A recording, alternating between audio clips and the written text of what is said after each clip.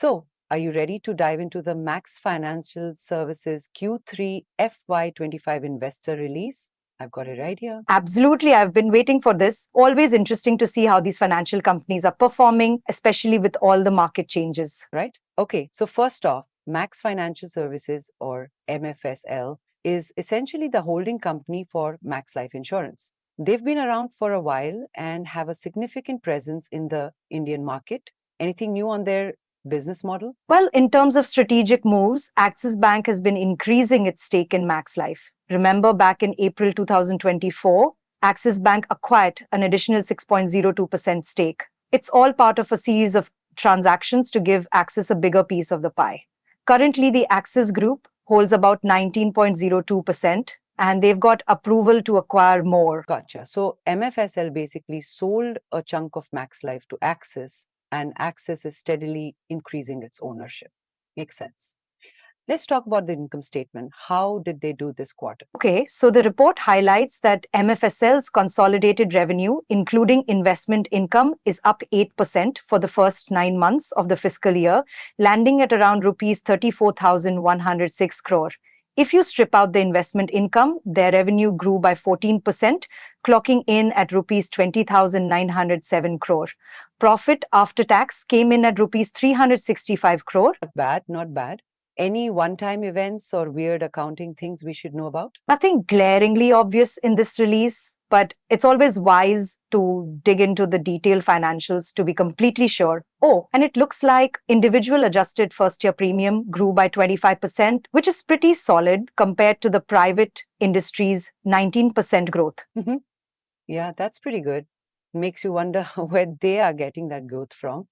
How about market share? Their private market share expanded by 41 basis points to 9.3%. This is compared to 8.9% in the same period last year. Nice. Incremental gains. Value creation is key, right? Absolutely. Their value of new business, or VNB, for the first 9 months is rupees 1,255 crore, a 9% year-on-year increase. And their new business margin, or NBM, is at 21.9%. Okay, so VNB is growing, but NBM is a bit lower compared to last year. Any idea why? The report mentions that the Q3 NBM was lower due to a higher mix of ULIPs, or unit-linked insurance plans, and the impact of surrender regulations. It's like adapting a recipe when you're missing some key ingredients. Okay, makes sense. Higher ULIP mix means more market-linked products, which can affect margins. So, what about the balance sheet? Any red flags there? Well, their net worth grew significantly due to a capital infusion of about rupees 1,612 crore, bringing it to rupees 6,076 crore. Their solvency ratio, which is a measure of their ability to meet long-term obligations, is at a healthy 196%. Good to hear about the solvency ratio. That's always reassuring. How about cash flow and dividends? Did they announce anything interesting? Disclaimer: we advise investors to check with certified experts before taking any investment decisions. This release doesn't explicitly mention dividend announcements, but it does highlight that Axis Max Life has sufficient capital, supported by that recent infusion, which could potentially support future shareholder distributions. We'd need to check for separate announcements regarding dividend record and payment dates, though. Right, those dates are crucial for investors looking for that sweet, sweet dividend income. So, switching gears, how are their different distribution channels performing? Proprietary channels are really shining. Their APE, or annualized premium equivalent, grew by 41% year-on-year. They're also holding on to their leadership position in e-commerce for online protection and savings. Wow, 41% growth is impressive. So, their own channels, agency, cross-sell, e-commerce, are doing really well. What about partnerships? They've been busy onboarding new partners, 33 in the first 9 months, including banks like Indian Post Payments Bank, GCL partners, brokers, and corporate agents. Expanding the network, smart move. What about protection and health products? Those are becoming increasingly important. Retail protection and health APE grew by 37%, reaching rupees 594 crore. They also achieved their highest ever rider attachment ratio of 45%, with rider APE growing by a whopping 250%. Okay, so people are adding more riders to their policies. Shows they're seeing the value in those extra benefits. Also, they've got a new product launch, right? Yeah, the Smart Term Plan Plus. It offers 7 flexible plan variants and some interesting features like auto rebalancing of life cover, maternity cover, and a Lifeline Plus feature. Sounds like they're trying to cater to a wider range of customer needs with that plan. Anything else noteworthy on the business side? They've been getting some industry recognition awards for being a great place to work, environment excellence, and even for their innovative use of AI. So good PR all around. Awards are always a nice feather in the cap. Let's zoom out a bit. What are some of the key financial ratios we should be looking at here? Well, we've already touched on the solvency ratio, which is a key indicator of their financial health. Profitability ratios like return on equity or ROE and the new business margin are also important to watch. Right. Got to keep an eye on those margins. And what about trends?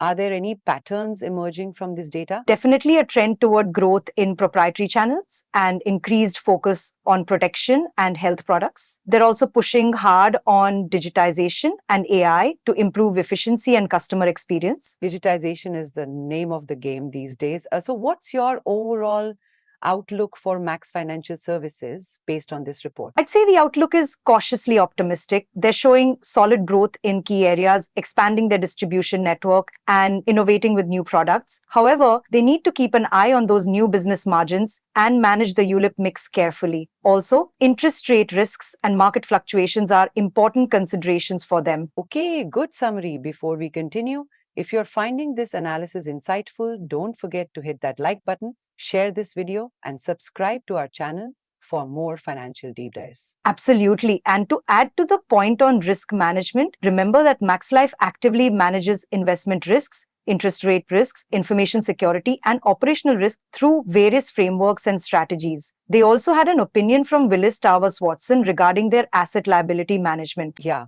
risk management is crucial in this industry. And the bit about Willis Towers Watson doing an opinion on their asset liability management, or ALM, is reassuring.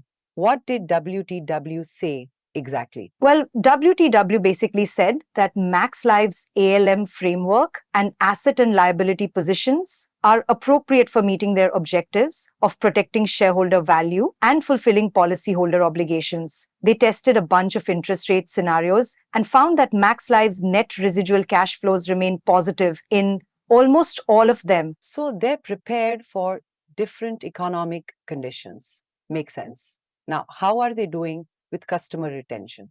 Persistency is a big deal in the insurance business. They're showing improvement in persistency across different cohorts, particularly in the 25th month. They're also maintaining a leadership position in 13th month, persistency based on net operating profit or NOP. That's good news. Happy customers are more likely to stick around.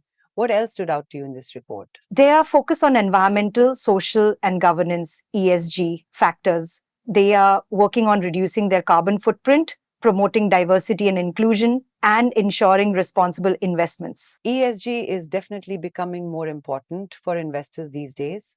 It's not just about profits anymore. Exactly. And they're making progress on their ESG goals. For example, their overall gender diversity ratio is increasing, and they're integrating ESG factors into their investment decision making. That's pretty good. From your analysis, what would you say is the biggest strength of Axis Life? Their multi-channel approach, combined with leadership in e-commerce, digital adoption, and AI. From the report, it seems they are making all the right investments for a strong future. Good point. So to wrap things up, what's your final assessment of Max Financial Services? I'd say they're on a solid growth trajectory with a strong focus on digital innovation and customer centricity. They need to keep an eye on profitability margins and external economic factors. Agreed. It's a complex picture, but overall, they seem to be navigating the market well.